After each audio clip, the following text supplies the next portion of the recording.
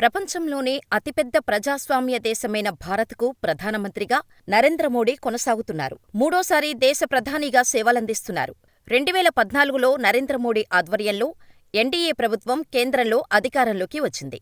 2019లో జరిగిన ఎన్నికల్లోనూ నరేంద్ర మోడీ ఆధ్వర్యంలో బీజేపీ ఈసారి సొంతంగా ప్రభుత్వాన్ని ఏర్పాటు చేసింది. 2024లో జరిగిన ఎన్నికల్లో మాత్రం బీజేపీ కాస్త ఇబ్బంది పడింది. దీంతో ఎన్డీఏ కూటమి ఆధ్వర్యంలో ప్రభుత్వాన్ని ఏర్పాటు చేయక తప్పలేదు. మూడోసారి ప్రధానమంత్రిగా ప్రమాణ స్వీకారం చేసిన నరేంద్ర మోడీ అనేక రికార్డులను నెలకొల్పారు. ఇక పరిపాలన విషయానికి వస్తే కొన్ని విషయాలు మినహాయిస్తే మిగతా వాటిల్లో నరేంద్ర మోడీ విజయవంతమయ్యారని చెప్పవచ్చు. తనకంటూ పటిష్టమైన అధికార వ్యవస్థను నరేంద్ర మోడీ ఏర్పరచుకున్నారు. సమర్థవంతమైన అధికారుల సమూహాన్ని ప్రధానమంత్రి ఆఫీసులో నియమించుకున్నారు.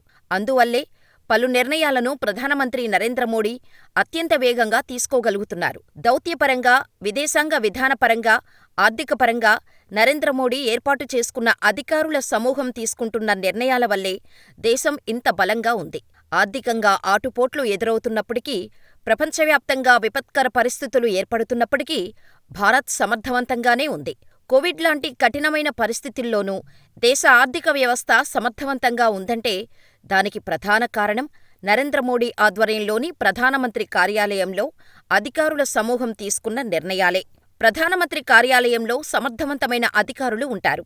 నిర్ణయాలు తీసుకునే విషయంలో, దేశ భద్రత, అభివృద్ధికి సంబంధించిన విషయంలో వారు ఏమాత్రం రాజీపడరు.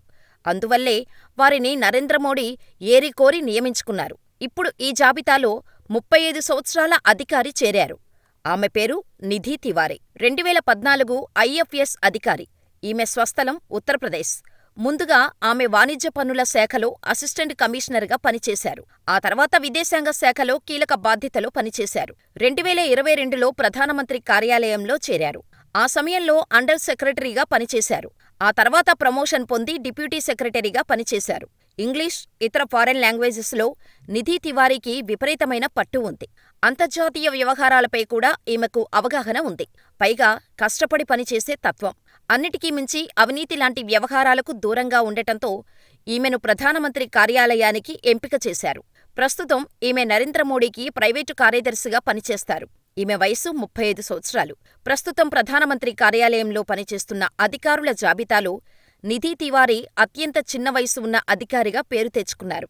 చాకచక్యంగా మాట్లాడగల నైపుణ్యం, సమస్యల పరిష్కారానికి చూపించే చొరవ, ప్రభుత్వ విభాగాలపై ఉన్న పట్టు కారణంగానే నిధి తివారీని ప్రధానమంత్రికి ప్రైవేటు కార్యదర్శిగా ఎంపిక చేశారని జాతీయ మీడియాలో వార్తలు వస్తున్నాయి.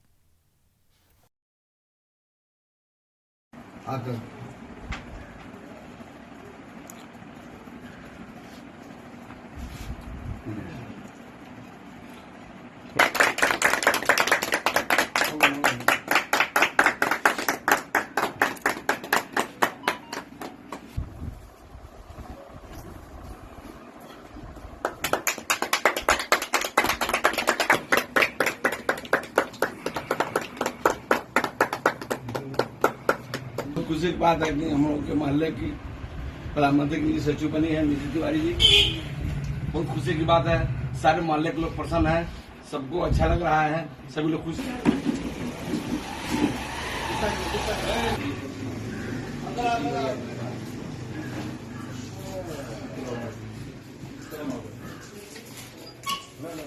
पूरी बात बताइए।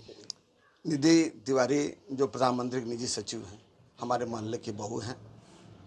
डॉक्टर सुशील जायसवाल की पत्नी थी, इनके पत्नी हैं और इनके रहने से प्रधानमंत्री की निजी सचिव बनने से हम लोग को बहुत हर्ष का विषय है। सारे मोहल्ले के लोग जो हर्ष व्यक्त कर रहे हैं। गर्व का विषय है कि हमारे यहाँ की जो कि पुत्रवधू इतने बड़े पद पे पहुँची हैं। किस तरह से सेलिब्रेट कर रहे हैं? मिठाई बांटे हैं, अपने में सारे लोग मोहल्ले के इकट्ठा हुए हैं, मिठाई बांटे हैं, हर्ष व्यक्त हैं। यहाँ भी आती रहती हैं। वो क्या नाम है आपका? विजय कुमार सैनी, पूरी चेयरमैन नगर पंचायत ग्वालियर।